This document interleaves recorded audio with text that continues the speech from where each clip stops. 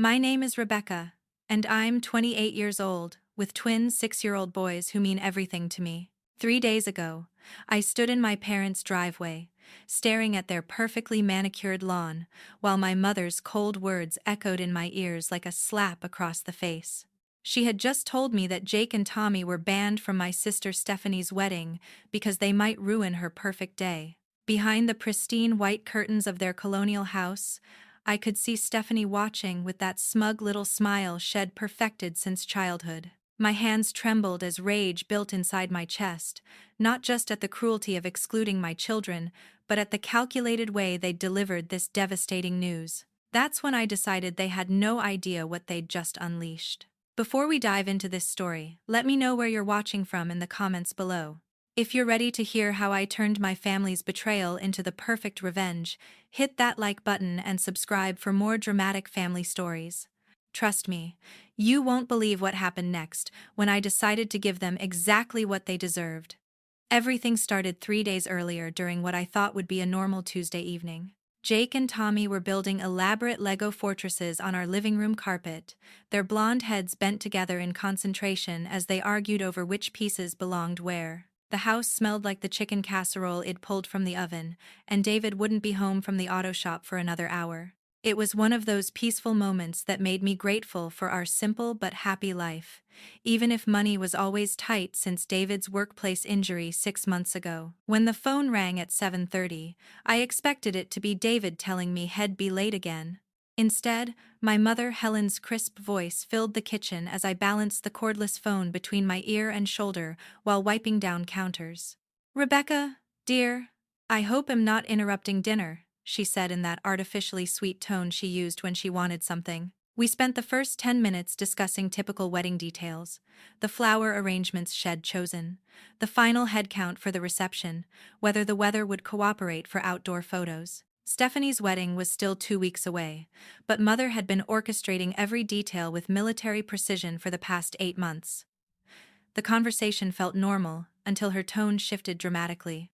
"There's something important we need to discuss about the ceremony," she said, her voice dropping to that serious register she used for family pronouncements. I assumed she wanted to discuss the boys' behavior during the service, maybe remind me to bring quiet activities or snacks to keep them occupied. What came next hit me like a physical blow. "Stephanie and I have decided that children will no longer be welcome at the wedding. Jake and Tommy won't be able to attend the ceremony or reception."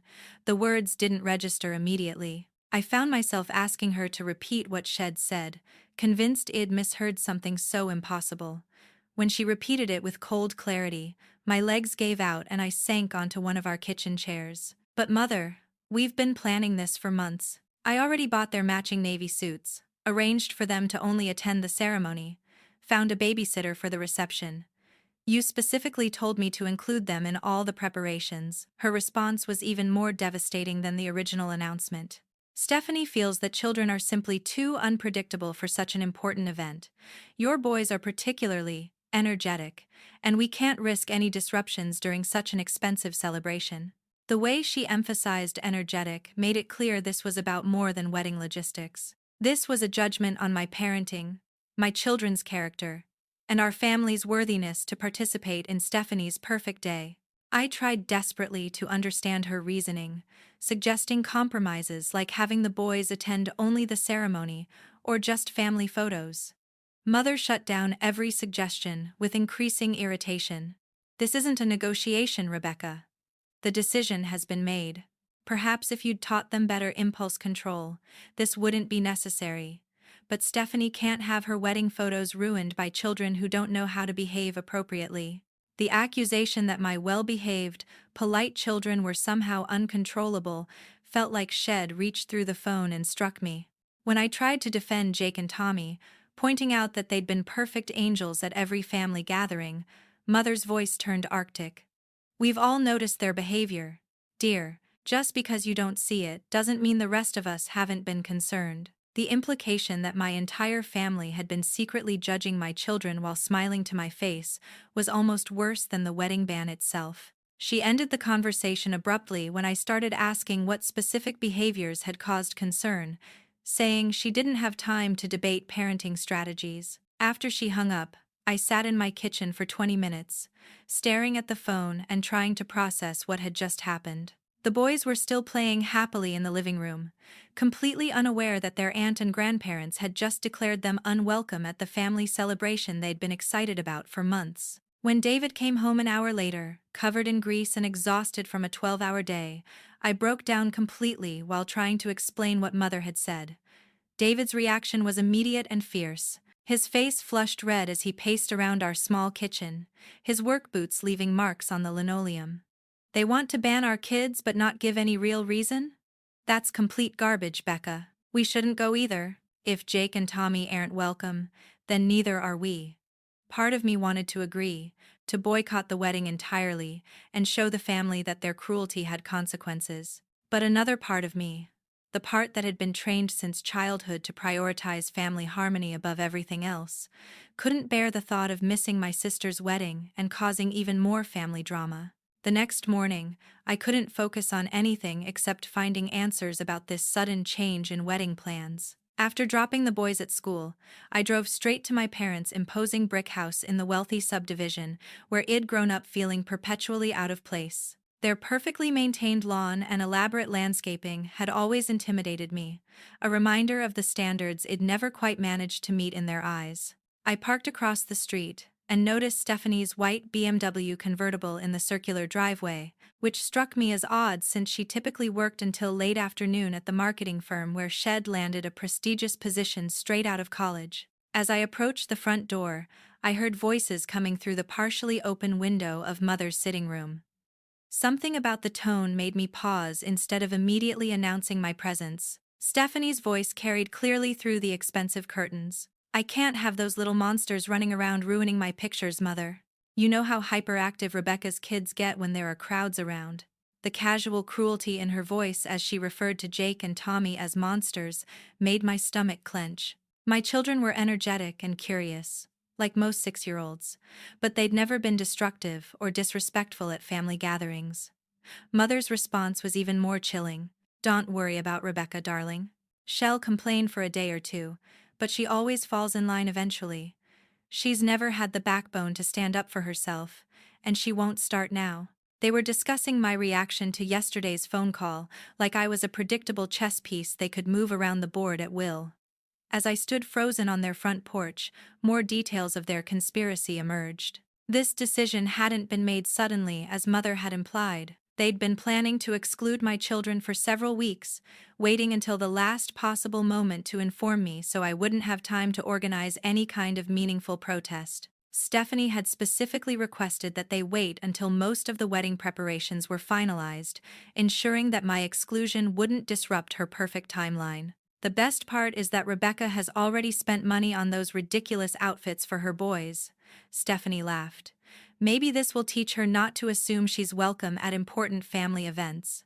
The malicious pleasure in her voice as she discussed my wasted money revealed that this was about more than wedding logistics. This was a deliberate attempt to humiliate me and establish her superiority within the family hierarchy. When I finally knocked on the door, Mother answered with a surprised expression that looked genuine until I realized she was probably just surprised that I'd come in person rather than calling to argue. "Rebecca, what a pleasant surprise. We weren't expecting you."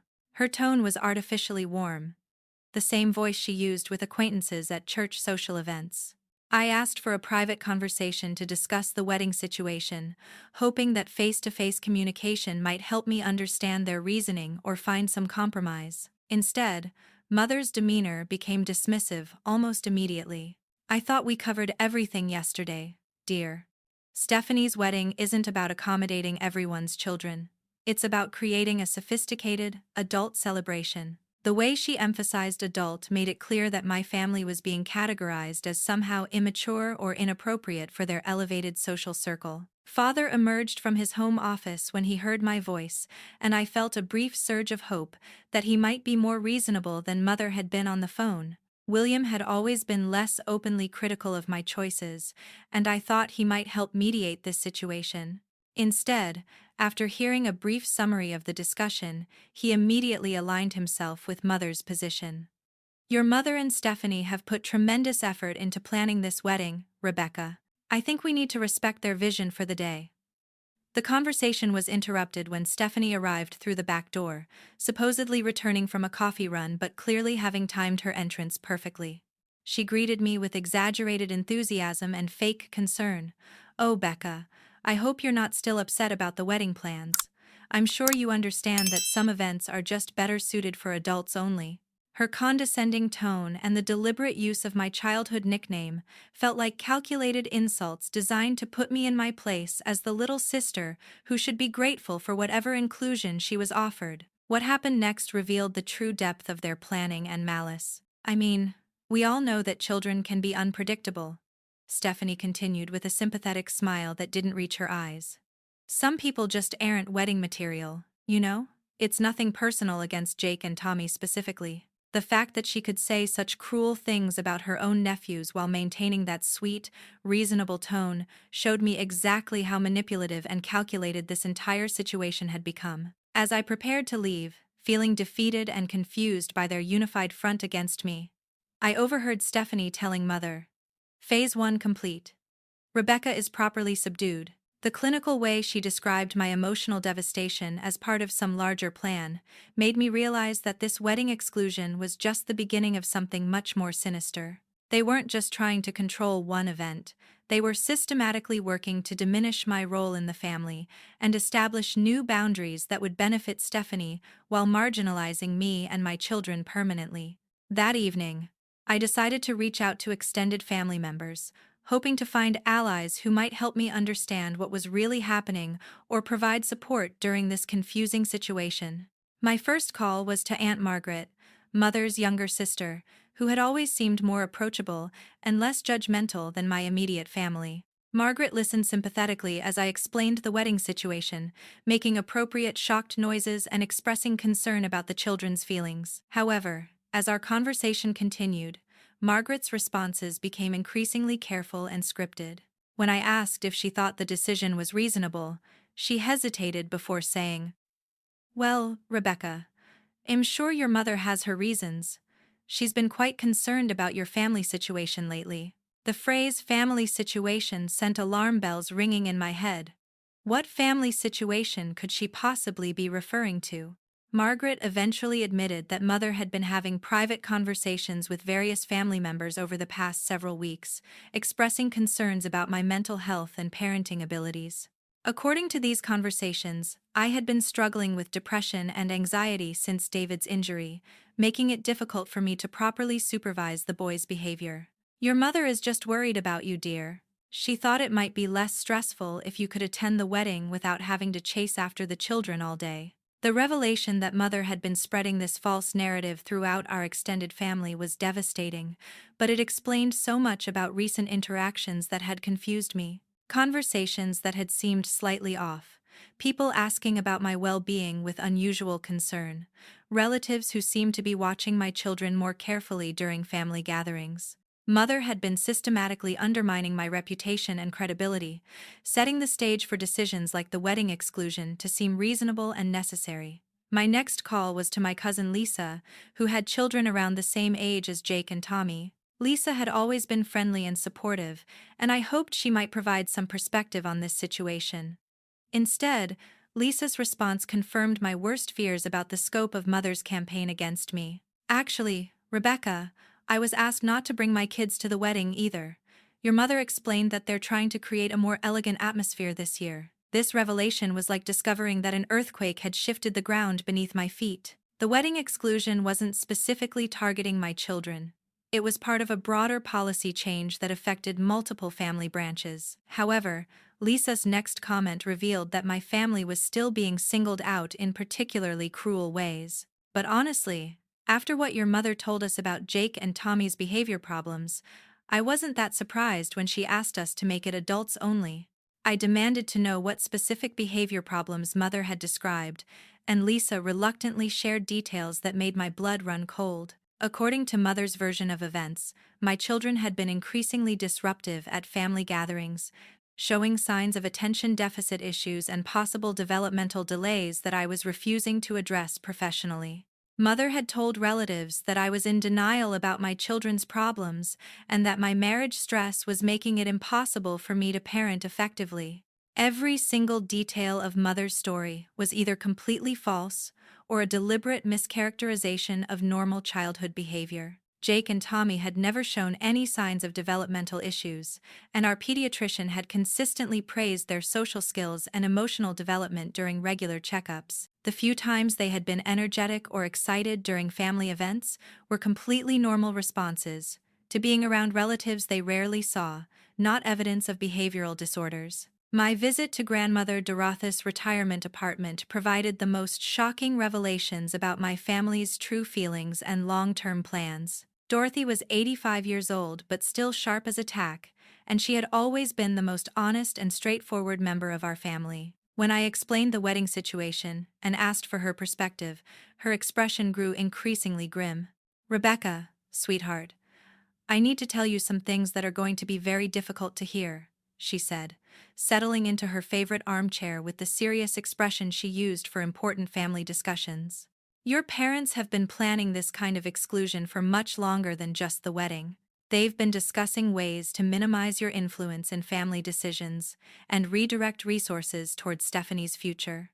Dorothy revealed conversations Shed overheard during recent family visits, where Mother and Father discussed their disappointment with my life choices and their desire to distance themselves from what they saw as my lower-class lifestyle. My marriage to David, who worked with his hands rather than in a professional office environment, had always been seen as an embarrassment that reflected poorly on the family's social status.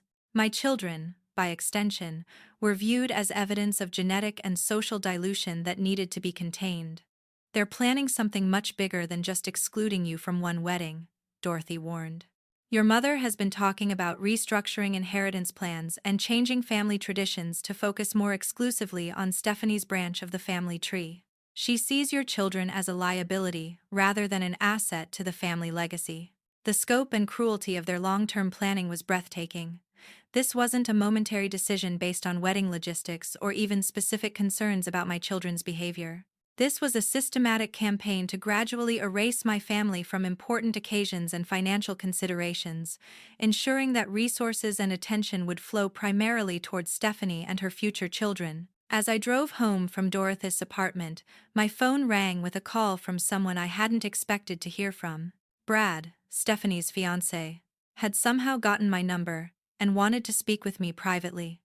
We met at a coffee shop near my house, where Brad's confusion and discomfort were immediately obvious. "Rebecca, I need to ask you something, and I hope you'll be honest with me. Stephanie has told me some concerning things about your children's behavior, and I'm trying to understand why everyone seems so worried about them attending our wedding." Brad's questions revealed that Stephanie had been feeding him completely fabricated stories about Jake and Tommy's behavior during family events. According to her version, my children had destroyed property, been aggressive toward other children, and shown signs of serious behavioral disorders that I was refusing to address. Brad had never actually witnessed any of these supposed incidents, but Stephanie's detailed descriptions and Mother's confirming testimony had convinced him that my children posed a genuine threat to their wedding celebration. When I provided Brad with accurate information about my children's personalities and behavior, along with contact information for their teachers and pediatrician, his expression shifted from concern to confusion to dawning anger.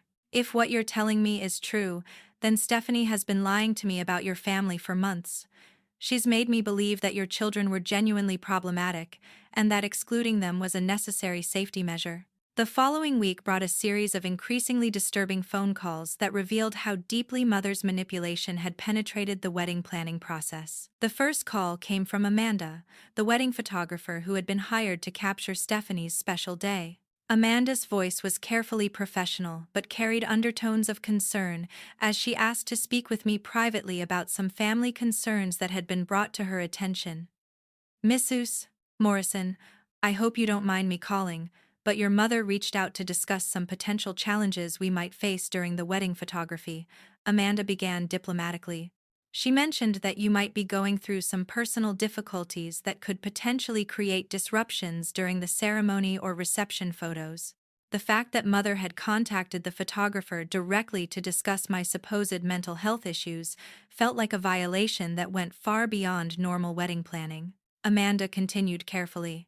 She suggested that it might be helpful for me to be aware of potential behavioral issues with your children, and she's concerned that family stress might lead to emotional outbursts during the ceremony. I want to make sure I'm prepared to handle any situations that might arise while still capturing beautiful memories for Stephanie and Brad. The clinical way she described my family as potential problems to be managed rather than relatives to be celebrated showed how effectively Mother had poisoned the well of wedding vendors. When I assured Amanda that my family had no intention of creating any disruptions and that my children were well behaved at formal events, she seemed relieved but also confused. I'm glad to hear that, because honestly, your mother made it sound like there might be significant challenges. She even suggested that I should consider positioning family photos to minimize potential issues with your children's behavior. The revelation that Mother had been coaching vendors on how to literally minimize my family's presence in wedding documentation was both humiliating and infuriating. The next call came from Jennifer, the venue coordinator at the Elegant Country Club where the reception was being held. Jennifer's approach was more direct than Amanda's had been, though she tried to maintain professional courtesy. I wanted to reach out after receiving some concerning information from the mother of the bride. Shays expressed worries about a family member who might be struggling with some personal issues that could affect the event atmosphere. Jennifer explained that Mother had contacted the venue specifically to discuss contingency plans for managing what she described as my unpredictable emotional state and my children's disruptive behavior. She suggested that it might be wise for us to have additional security personnel available and to prepare some isolated areas where family members could be taken if situations became challenging. She was particularly concerned about potential conflicts between family members and wanted us to be prepared for intervention. The image of Mother contacting the venue to arrange for security, to potentially remove me and my children from the reception, was so surreal that I initially thought Jennifer must be exaggerating or misunderstanding something. However, when I pressed for more details, Jennifer confirmed that Mother had indeed requested specific contingency plans for managing disruptive family members, with particular emphasis on monitoring my behavior and my children's interactions with other guests. My investigation into the wedding vendor situation revealed that Mother's interference had been even more extensive and systematic than these initial calls suggested. When I contacted Marcus, the catering manager, he initially seemed reluctant to discuss the situation, but eventually confirmed that Mother had requested special dietary accommodations based on my children's supposed behavioral issues. According to Mother's version, Jake and Tommy had severe food allergies and behavioral reactions that required careful menu management to prevent disruptions. The irony was that my children had no food allergies whatsoever, but Mother had used this fabricated concern to justify a reception menu that included none of their favorite foods and several dishes that most children would find unappealing. When Marcus described the specific dietary restrictions that Mother had claimed, I realized that she had essentially designed a menu that would ensure my children would be unhappy and potentially disruptive if they attended the reception. The wedding planning revelations became even more disturbing when I discovered the true scope of financial expenditures for Stephanie's celebration. Through careful questioning of various vendors and some research into typical pricing for their services, I calculated that my parents were spending over $50,000 on this single event. The amount was staggering, especially considering that they had recently refused to help with medical bills from David's workplace injury, claiming that they needed to be more careful with their retirement finances. The contrast between their willingness to spend lavishly on Stephanie's wedding while refusing to help with my family's medical emergency revealed their true priorities in stark financial terms. When David had been injured 6 months earlier, requiring surgery and extensive physical therapy, my parents had expressed sympathy, but declined to provide any financial assistance. Mother had actually suggested that the injury might be a blessing in disguise, forcing us to learn better financial responsibility and possibly motivating David to pursue more stable employment. During Stephanie's wedding dress shopping expedition, which I had been reluctantly invited to attend, the financial disparities became even more obvious and humiliating. Stephanie had insisted that I accompany her to the exclusive bridal boutique, supposedly because she valued my opinion and wanted family input on her dress selection. However, the experience quickly became an exercise in showcasing the difference between her financial resources and mine. Stephanie tried on dresses that cost more than my family's monthly mortgage payment, commenting loudly about the quality of different fabrics and designers, while the boutique staff catered to her every whim. When I admired a particular dress, Stephanie dismissed it as too simple and moved on to increasingly elaborate and expensive options. The dress she ultimately chose cost more than my used car was worth, and she made sure everyone in the boutique was aware of the price. The most humiliating moment came when Stephanie suggested I try on some bridesmaid dresses, supposedly to help her visualize color schemes and styles for her actual wedding party. Of course, I wasn't actually in the wedding party, having been excluded in favor of Stephanie's college friends and professional associates. The boutique staff brought out several dresses in my size, and Stephanie made comments about how different our figures had become since our teenage years, particularly noting how motherhood changes a woman's body in challenging ways. When I looked at price tags and expressed concern about the cost of potential bridesmaid expenses, Stephanie laughed and said, "Oh, Becca, some people just have different priorities when it comes to investing in special occasions." The comment was delivered with her characteristic false sweetness, but every person in the boutique understood that she was publicly categorizing me as someone who couldn't afford to participate in her elevated lifestyle. My accidental discovery of Mother's detailed planning documents happened during what was supposed to be a routine visit to discuss final wedding arrangements. I had stopped by their house to drop off a gift for Stephanie, hoping to maintain some semblance of family normalcy despite the growing tension surrounding the wedding exclusion. Mother and father were both out running errands, but they had given me a key years ago for emergencies and told me to let myself in if they weren't home. While waiting in Mother's pristine kitchen, I noticed her leather-bound planning notebook open on the granite countertop, filled with her characteristic meticulous handwriting. What I initially assumed was standard wedding planning turned out to be something far more sinister and comprehensive. The notebook contained a detailed timeline titled Managing Rebecca Problem, with specific action items, deadlines, and progress updates spanning several months. The planning had begun almost immediately after Stephanie announced her engagement, with the stated goal of minimizing my influence and presence during wedding preparations while positioning Stephanie as the family's primary focus going forward. Early entries included strategies for gradually excluding me from important planning decisions, spreading concerns about my financial stability and parenting abilities, and creating justifications for reducing my role in the celebration. One particularly devastating entry from 3 months ago read, "Spoke with Margaret and Lisa about ours concerning behavior patterns. Established narrative about depression and parenting struggles. Need to document specific incidents to support exclusion decisions.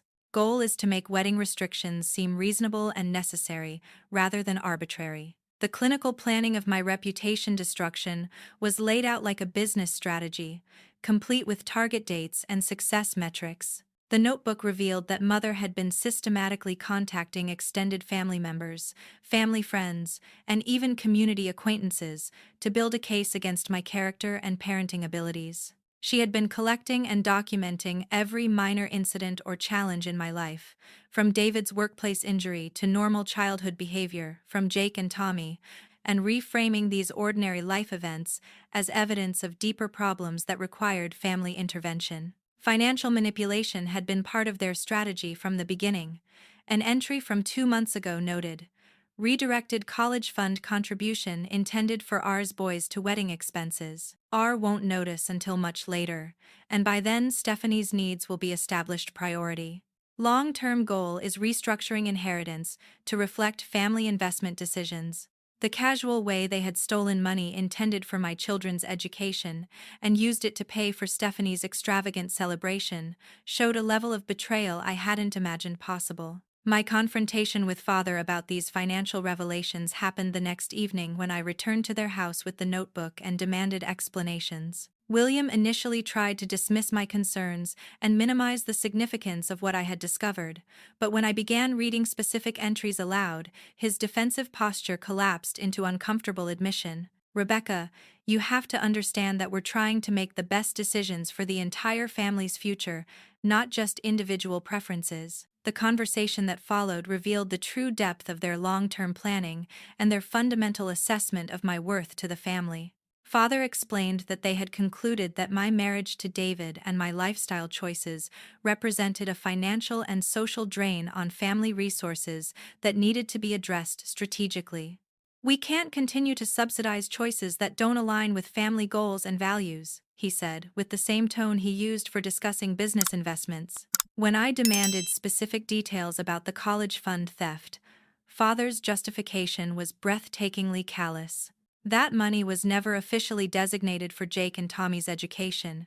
It was family money that we chose to invest in Stephanie's future instead. Her wedding represents an investment in social connections and professional advancement that will benefit the entire family. The fact that he could describe stealing my children's educational funds as a family investment showed how completely they had redefined family priorities to exclude my branch of the family tree. The inheritance revelations were even more devastating than the immediate financial theft. Father reluctantly confirmed that they had recently updated their wills to significantly favor Stephanie's financial security and future children while minimizing provisions for my family. Stephanie's future children will be raised with proper values and social connections. We need to ensure that family resources support those who will uphold family standards rather than diluting them across multiple branches. My meeting with the family lawyer, arranged secretly through grandmother Dorothy's connections, confirmed the scope of financial discrimination and provided legal context for their actions. Robert Hamilton had been handling my parents' legal affairs for over 20 years, and his discomfort during our confidential consultation was immediately obvious. Rebecca, I want you to understand that everything I'm telling you today is based on publicly filed documents and general legal principles, not privileged information. Robert explained that while parents have significant discretion in inheritance planning, the patterns of financial manipulation and deliberate exclusion I described could potentially constitute elder influence or family financial abuse, depending on specific circumstances and documentation. The systematic redirection of funds previously designated for your children's education, combined with the coordinated character assassination you've described, suggests a level of planning that might have legal implications. The most shocking revelation came when Robert confirmed that my parents had established a substantial trust fund for Stephanie's benefit several years ago, while never creating similar provisions for my family. The trust was funded with approximately $200,000 and is designed to provide ongoing financial support for Stephanie throughout her life, with additional provisions for her future children's education and social development. Learning that my parents had secretly provided Stephanie with a level of financial security they had never offered, my family felt like discovering an alternate reality where I had never been considered a full member of the family. The trust fund explained so much about Stephanie's confidence and sense of entitlement, her ability to pursue expensive lifestyle choices without apparent financial stress, and her casual dismissal of my family's economic challenges. My absolute breaking point came during what Mother had described as a final wedding planning meeting at the bridal boutique where Stephanie had purchased her dress. Despite not being part of the wedding party, I had been invited to attend this appointment supposedly to help finalize details about family photo arrangements and reception logistics. What actually happened was a carefully orchestrated humiliation designed to put me firmly in my place within the family hierarchy. Stephanie had requested that all female family members attend this appointment to discuss final alterations and coordinate accessories for the wedding party. When I arrived at the boutique, I discovered that every other woman present was either a bridesmaid or had been assigned some specific role in the wedding celebration. My presence was clearly an afterthought, and the boutique staff seemed confused about why I was there since I wasn't part of any dress fittings or coordination efforts. The situation escalated when Stephanie announced that she needed someone to pay for minor alterations to the bridesmaids' dresses, claiming that the alterations budget had been exhausted by unexpected changes to her own dress. She looked directly at me while explaining this financial shortfall, clearly expecting me to volunteer to cover these additional expenses, despite not being included in the wedding party that would benefit from the alterations. When I explained that I couldn't afford to pay for alterations to dresses for a wedding party I wasn't even part of, Stephanie's reaction was swift and devastating. "I can't believe how selfish you're being, Rebecca. This is my wedding day, the most important day of my life, and you're worried about a couple $100? After everything our family has done for you over the years, you can't make this one small sacrifice for my happiness?" The public nature of her tantrum, performed in front of the boutique staff and other customers, was clearly designed to maximize my embarrassment and pressure me into compliance. Stephanie's voice grew louder and more emotional as she continued, "I guess I should have expected this from someone who's never understood what it means to put family first. You've always been jealous of my success, and now you're trying to ruin my wedding day because you can't stand seeing me happy." Mother's immediate support for Stephanie's position confirmed that this scene had been planned in advance. "Rebecca, I'm very disappointed in your attitude. Stephanie has been incredibly generous in including your family in her celebration, despite legitimate concerns about appropriateness. The least you could do is show some gratitude and family loyalty." The implication that my family's inclusion in the wedding was an act of charity, rather than a normal family expectation, was the final insult I could tolerate. I walked out of the boutique while Stephanie was still performing her emotional breakdown, and I could hear Mother threatening to ban me from the wedding entirely if I didn't apologize immediately and return to resolve the alteration payment issue. For the first time in my life, I kept walking instead of turning around to smooth over family conflict and restore peace at any personal cost. That evening, I received an unexpected phone call from Carol Wilson, Brad's mother, who had been observing family dynamics during wedding planning events and wanted to speak with me privately. Carol's call was a lifeline I hadn't expected, and her straightforward manner was a refreshing change from my family's manipulative communication style. "Rebecca, I hope you don't mind me reaching out directly, but I've been very concerned about some things I've witnessed during Brad and Stephanie's wedding planning process." Carol explained that Brad's family had been increasingly uncomfortable with Stephanie's treatment of her own relatives and the obvious favoritism and exclusion they had observed during family gatherings. "We've been watching how your parents and sister interact with you and your children, and frankly, we're appalled by what we've seen. Brad has been asking questions about Stephanie's family dynamics, and we've been struggling with how to address our concerns without interfering in their relationship." The revelation that Brad's family had been documenting the same patterns of exclusion and manipulation I had been experiencing provided external validation that felt like oxygen after months of being told I was imagining or misinterpreting. Family dynamics. Carol confirmed that they had witnessed the cruel comments about my children, the systematic exclusion from planning decisions, and the obvious financial favoritism that characterized my family's treatment.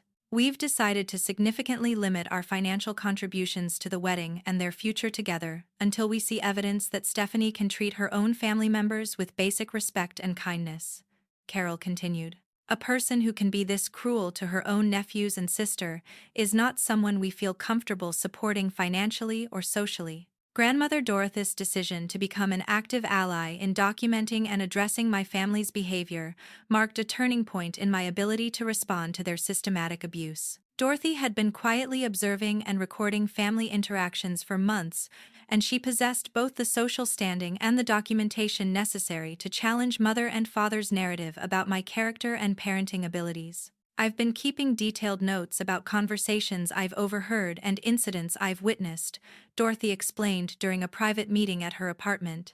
"Your mother has been so confident that everyone shares her perspective that she hasn't been careful about what she says in front of me. I have recordings of phone conversations where she laughs about excluding your children and discusses plans to further marginalize your family." Dorothy's evidence collection included financial records showing the systematic favoritism in family spending, documented examples of mothers' lies about my children's behavior, and recorded conversations revealing the calculated nature of their exclusion strategies. "I've also been in contact with your children's teachers and pediatrician to get professional assessments that directly contradict your mother's claims about behavioral problems and developmental concerns."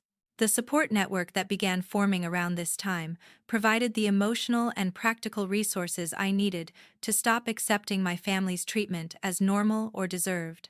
David's family, who had always been welcoming but had tried to stay neutral in my family conflicts, became more actively supportive once they understood the scope of abuse my children and I had been experiencing. David's parents, Martha and Jim, offered to host an alternative celebration during the same weekend as Stephanie's wedding, creating an opportunity for Jake and Tommy to experience the kind of family celebration they had been excluded from. "We want your boys to know that they are valued and celebrated by people who love them, regardless of what your parents have decided," Martha explained. "Family isn't just about biological connections, it's about people who choose to love and support each other." My decision to document and expose my family's systematic abuse required careful planning and extensive evidence gathering to ensure that my story would be believed and taken seriously by people who had only seen the public facade. My parents maintained, "I spent weeks organizing financial records, communication screenshots, recorded conversations, and witness testimonies that would demonstrate the scope and intentionality of their discriminatory treatment." The documentation process revealed patterns that were even more extensive than I had initially realized.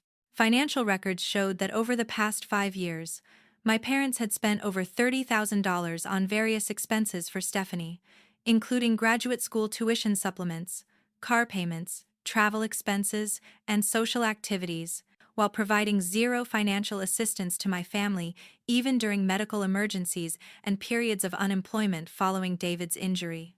Recorded conversations and saved text messages demonstrated the calculated nature of their character assassination campaign. I had begun recording family phone calls after the wedding exclusion incident, and these recordings captured Mother making false statements about my mental health, my children's behavior, and my marriage stability to various relatives and family friends.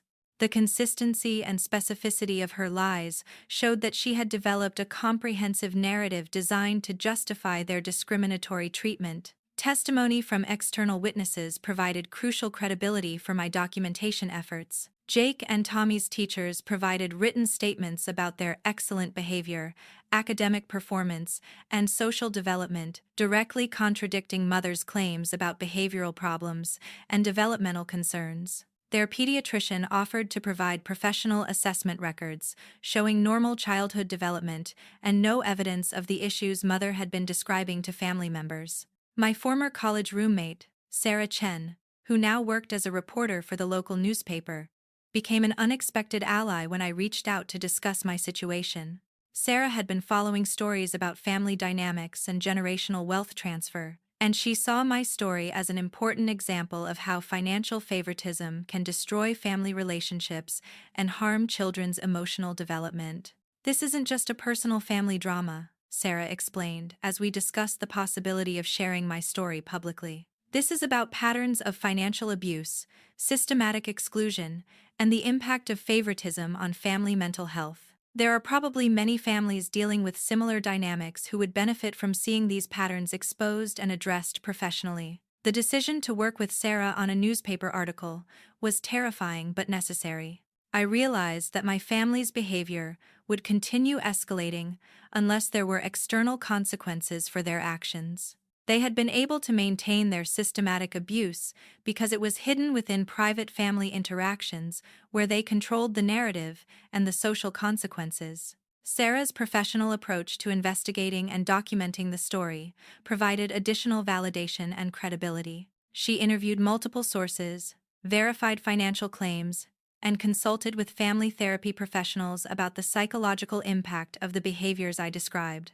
Her article would present my experience within the broader context of family financial abuse and systematic exclusion, making it harder for my parents to dismiss as personal grievances or mental health issues. Preparing for the social media component of my story required strategic timing and careful consideration of potential consequences. I created detailed posts with supporting evidence, scheduled to publish simultaneously across multiple platforms to maximize impact and minimize my family's ability to control the narrative through their social connections and community influence. The legal consultation component of my preparation involved meeting with family law attorneys to understand my rights regarding inheritance discrimination, financial abuse, and grandparent visitation issues. While my parents had significant legal rights to distribute their wealth as they chose, the systematic character assassination and false reporting about my children's welfare created potential legal vulnerabilities they hadn't considered. One attorney explained that if my parents' lies about my mental health and parenting abilities had influenced any official decisions or professional relationships, they could face legal consequences for defamation and interference with family relationships. The systematic nature of their campaign to undermine your reputation and exclude your children could constitute harassment that might be addressable through legal channels. My preparation also included arranging alternative support systems and celebration opportunities that would demonstrate the kind of family environment my children deserved. David's extended family, grandmother Dorothy, and several supportive friends organized a celebration weekend designed to show Jake and Tommy that they were loved and valued by people who chose to prioritize their well-being over social appearances and financial status. The contrast between the authentic love and acceptance my children received from our chosen family versus the conditional, manipulative treatment from my parents would become a central theme in my public story. This wasn't just about wedding exclusion. It was about fundamentally different approaches to family relationships and child well-being. Sarah's article published early Friday morning, the day before Stephanie's wedding, with a headline that immediately grabbed community attention. When Family Values Exclude the Family, a Wedding Story. The article presented my story within the broader context of financial favoritism and family exclusion, including expert commentary about the psychological impact of systematic discrimination against grandchildren and the long-term consequences of favoring one adult child over another. The community response was immediate and overwhelmingly supportive. Within hours, the article had been shared hundreds of times on social media platforms, with readers expressing shock and outrage at my parents' treatment of their own grandchildren. Comment sections filled with similar stories from other families who had experienced comparable favoritism and exclusion, creating a broader conversation about family financial abuse and its impact on children's emotional development. The wedding vendor cancellations began almost immediately after the article's publication. Amanda, the photographer, was the first to contact Mother directly, explaining that she could no longer provide services for an event where family members had been systematically excluded and emotionally abused. After reading about the family dynamics and the deliberate exclusion of grandchildren, I don't feel comfortable documenting this celebration. My business reputation depends on being associated with events that reflect positive family values. Marcus, the catering manager, called within 2 hours of the article's publication to inform Mother that the country club had concerns about hosting an event that was generating negative publicity about child exclusion and family discrimination. We've received multiple calls from members expressing concern about our venue being associated with this situation. While we will honor our existing contract, we need to require full payment in advance due to reputation concerns. The venue coordinator's call was even more devastating to the wedding logistics. Jennifer explained that several other vendors had contacted the country club about withdrawing their services, and the negative publicity was creating operational challenges for the event. We need to discuss additional security measures and liability concerns now that the family dynamics have become public. This level of community attention creates safety and reputation issues we weren't prepared for. Mother's first phone call to me came at 10:30 Friday morning, and her voice was barely controlled fury masked as wounded incredulity. "Rebecca, I cannot believe you would destroy your sister's wedding day by spreading lies to the newspaper. How could you be so selfish and vindictive? Stephanie is devastated that you've ruined the most important day of her life with your jealous attention-seeking behavior." I had prepared for this conversation and remained calm while Mother raged about my betrayal of family privacy and my mental instability that had led to such destructive behavior. When she demanded that I immediately contact the newspaper to retract the article and issue a public apology, I simply stated, "Everything in that article is true and documented. If you're embarrassed by your behavior, perhaps you should consider changing it rather than asking me to cover it up." The conversation escalated dramatically when Mother realized I wasn't going to be intimidated into compliance. "If you don't fix this situation immediately, you are no longer welcome in this family. Your children will never see their grandparents again, and you can forget about any inheritance or family support in the future." The threats that might have terrified me a week earlier now seemed like natural consequences of standing up for my children's dignity and emotional well-being. Father's arrival at my house that afternoon represented an escalation in their pressure tactics that revealed additional cruel intentions I hadn't discovered. William appeared at my front door with a folder of legal documents, claiming that I had no legal right to share private family information and threatening to sue for defamation if I didn't immediately retract the article and issue a public apology. When I calmly pointed out that everything in the article was factually accurate and well documented, Father's threats became more personal and revealing. "You have no idea what you've started, Rebecca. There are consequences for betraying family loyalty that go far beyond this wedding. We had plans to help with your children's education and your financial security, but those opportunities are gone forever now." The irony of claiming they had planned to help with expenses they had actually been stealing from for months showed how desperate they had become to regain control over the narrative. Father's threats also revealed additional plans that were now being accelerated due to the article's impact. "We were going to wait until after the wedding to make some changes to family arrangements, but your behavior has forced us to move forward immediately." Stephanie's arrival for the final confrontation was accompanied by Brad, whose presence added an unexpected dynamic to the family drama. Brad had clearly read the article and was seeing his fiancée's family behavior from a completely different perspective. Stephanie was furious about the article's impact on their wedding preparations, but Brad's questions and concerns created tension between them that was immediately obvious. "Stephanie, did you really call Rebecca's children monsters and plan to exclude them from family celebrations going forward?"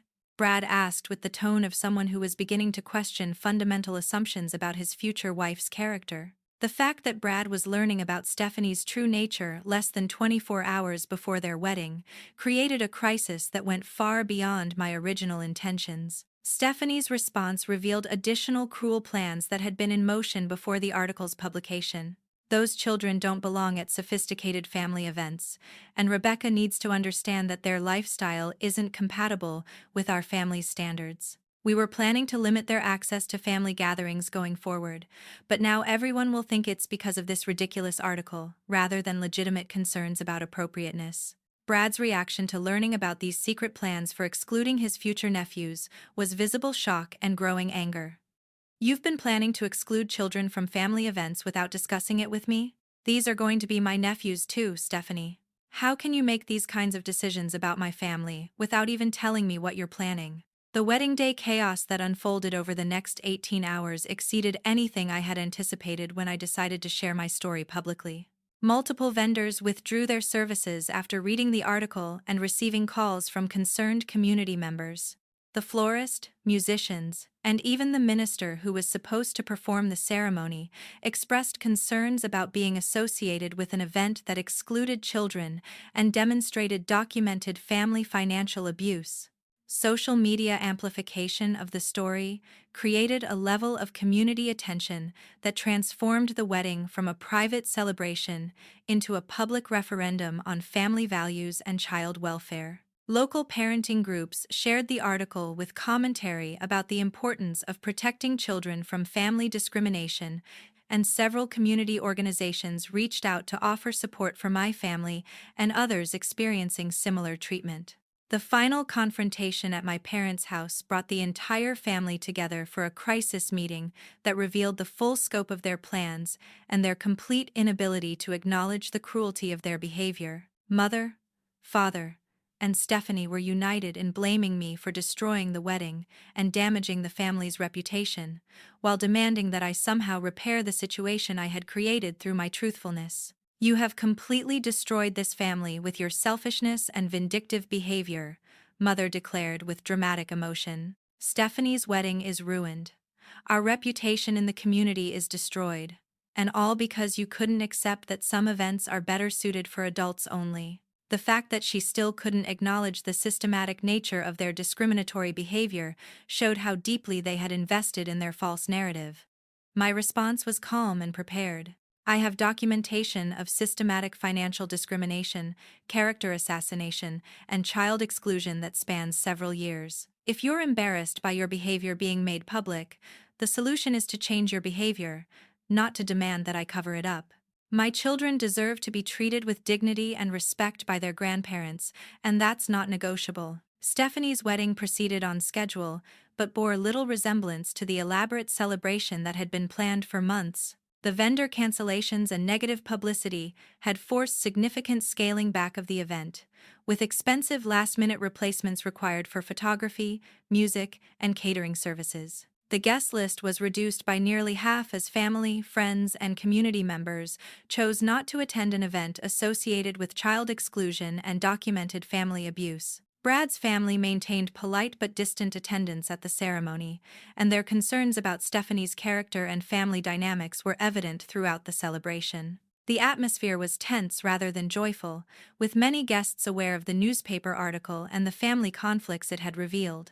Several relatives approached me during the reception to express their support and share their own experiences with similar family favoritism and exclusion. The professional wedding photos captured strained smiles and obvious tension rather than the joyful family celebration Stephanie had envisioned. The few children who did attend the reception were noticeably subdued, as if aware that their presence was somehow controversial rather than welcomed. The contrast between the authentic joy at my alternative celebration and the forced happiness at Stephanie's expensive wedding became a powerful symbol of the difference between genuine family love and performative social status.